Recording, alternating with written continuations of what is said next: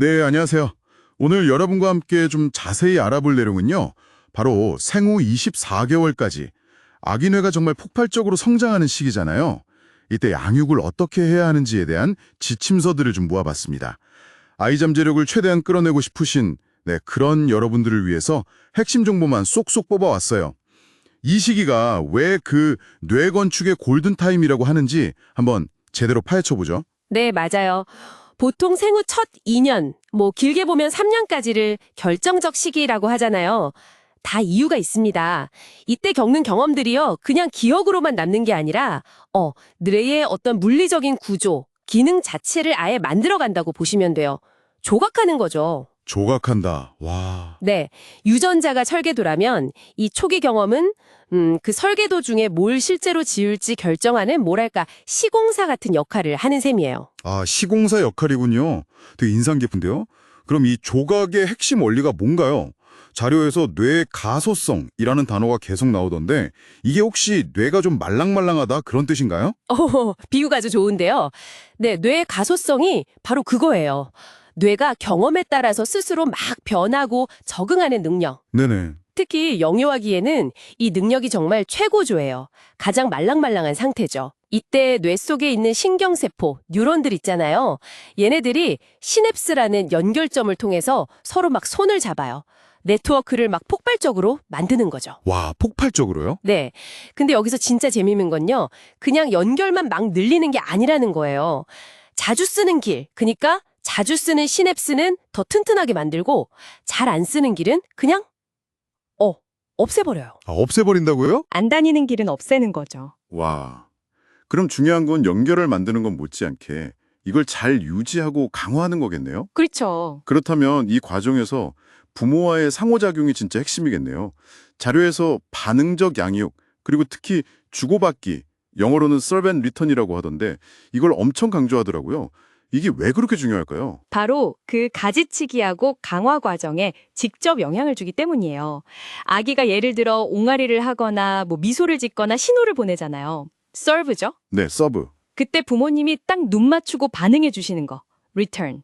그 순간 아기 뇌에서는 특정 신경회로가 반짝하고 불이 켜지는 거예요. 아, 불이 켜져요? 네, 이 주고받기가 계속 반복되면 그 회로는 점점 더 튼튼해지는 거죠. 이게 바로 안정적인 애착 형성, 또 스트레스 조절 능력, 더 나아가서는 학습 능력의 기초가 되는 거고요. 와, 실제 연구에서도 보면 이런 긍정적인 초기 상호작용이 기억이나 학습에 중요한 뇌영역인 해마 발달과도 관련이 있다고 해요. 정서적으로 좀 안정이 되어야 뇌가 생존 모드가 아니라 탐색하고 배우는 그런 모드로 에너지를 쓸 수 있거든요. 단식이 아기를 그냥 돌보는 차원을 넘어서 매 순간 반응하는 것 자체가 말 그대로 아기 뇌의 신경망을 만들고 다듬는 작업이었네요. 와, 진짜 놀라운데요? 네, 그렇죠. 물론 이런 상호작용도 중요하지만 뇌 발달에 필요한 기본적인 연료도 필요하겠죠. 영양이나 수면 같은 것들이요. 당연하죠. 상호작용이 뭐랄까 소프트웨어라면 영양과 수면은 뇌라는 하드웨어를 제대로 만들고 또 유지하는 데 꼭 필요합니다. 하드웨어. 네. 특히 철분은 중요해요. 혈액을 통해서 뇌에 산소를 공급하는데 아주 결정적인 역할을 하거든요. 그래서 생후 6개월 이후에는 이유식 같은 걸로 꼭 보충을 해줘야 하고요.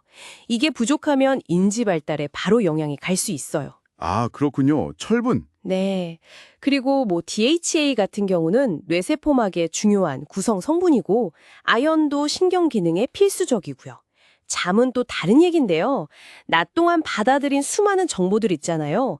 이걸 뇌가 밤에 자면서 정리하고 장기 기억으로 딱 저장하는 핵심적인 시간이에요. 아, 잠자는 동안에 다 정리가 되는군요. 네. 그래서 충분히 자는 거, 그리고 질 좋은 잠, 또 일관된 수면 의식, 리추얼이라고 하죠. 이런 게 뇌가 효율적으로 일하는 데 도움을 줍니다. 그렇군요. 상호작용, 영양, 수면. 이 세 가지가 정말 삼박자네요. 그럼 이런 원리들을 실제 육아에 어떻게 적용하면 좋을까요? 원령별로 추천하는 활동들이 좀 있던데 몇 가지만 핵심적으로 짚어주시겠어요? 예를 들어 아주 어린 애기들이요. 0에서 6개월. 네, 0에서 6개월 아기들한테는 세상 모든 게 그냥 새로운 자극이죠. 이때는 오감 자극이 핵심입니다. 오감 자극? 네. 부드러운 마사지 같은 피부 접촉 중요하고요. 부모님이랑 눈 맞추는 거, 또 흑백 모빌처럼 명암 대비가 뚜렷한 시각 자극도 좋아요. 그리고 터미타임 아시죠? 엎드려서 노는 시간. 아, 네. 터미타임. 이걸 통해서 목이랑 등 근육 발달시키는 것도 나중에 운동 발달에 중요하고요. 그러다 이제 6개월에서 12개월 정도 되면 깍꿍놀이가 정말 좋아요. 깍꿍놀이. 네. 눈앞에서 뭐가 사라져도 그게 계속 존재한다는 거 대상 영속성 개념 발달에 도움이 되거든요. 또 막 기어다니기 시작하잖아요. 그걸 격려해 주는 게 좌뇌 우뇌 협응 능력을 키워줍니다. 이때부터는 그림책 같이 보면서 이야기 나누는 것도 아주 좋고요. 그리고 이제 12개월에서 24개월 돌 지나서는 정말 놀라운 변화들이 많아요. 블록 같은 걸 전화기처럼 쓴다든지 이런 상징놀이가 나타나거든요. 아, 상징놀이. 네. 이게 나중에 추상적인 사고 능력의 기초가 돼요. 또 엄마, 물 이렇게 두 단어 붙여 말하는 언어 폭발기가 시작되니까 어느 때보다 풍부한 언어적 상호작용이 중요해지는 시기죠. 네, 언어 폭발기. 네, 간단한 퍼즐이나 크레용으로 그림 그리기 같은 활동들 이런 것도 소근육 발달, 창의력 키우는 데 도움이 되고요. 연령대별로 상호작용 방식이 조금씩 달라지는군요. 마지막으로 하나 더요. 환경적인 요인도 중요할 텐데요. 특히 요즘 부모님들 고민이 많으신 것 같아요. 미디어 노출? 이건 어떻게 봐야 할까요? 아, 맞아요. 정말 많이들 고민하시죠? 일단 기본적으로 안전하고 예측 가능한 환경. 이게 아기한테 정서적 안정감을 주고 뇌 발달의 기본 토대가 됩니다. 네, 안정감. 미디어의 경우는 일반적으로 만 2세 미만 아기한테는 영상통화 정도 빼고는 스크린 노출을 권장하지 않아요. 아, 2세 미만은요? 네. 가장 큰 이유는 스크린 타임이 아기가 실제 세상하고 상호작용하면서 뇌 발달에 꼭 필요한 경험들 있잖아요. 놀이, 탐색, 사람과의 교감 같은 거, 이 시간을 그냥 뺏어버리기 때문이에요. 아, 그 시간을 뺏는 거군요. 그렇죠. 뇌가 발달하려면 3차원의 현실 세계의 경험이 절대적으로 필요하거든요. 만약에 노출을 하게 되더라도 반드시 부모님 옆에서 같이 보면서 저건 뭐네 이렇게 내용에 대해 이야기해주고 질문하고 상호작용의 도구로 활용하는 게 중요합니다. 혼자 보게 두는 건 좀 피하는 게 좋죠. 오늘 이야기 쭉 들어보니까요. 결국 생후 24개월까지 부모는 아기의 뇌 건축가로서 정말 매 순간 중요한 역할을 하고 있다는 거네요. 네, 맞습니다. 뭐 비싼 교구나 특별한 프로그램 이런 것보다는 그냥 아기의 작은 신호에 눈 맞추고 반응해주고 함께 웃고 이야기하는 그런 일상적인 순간들.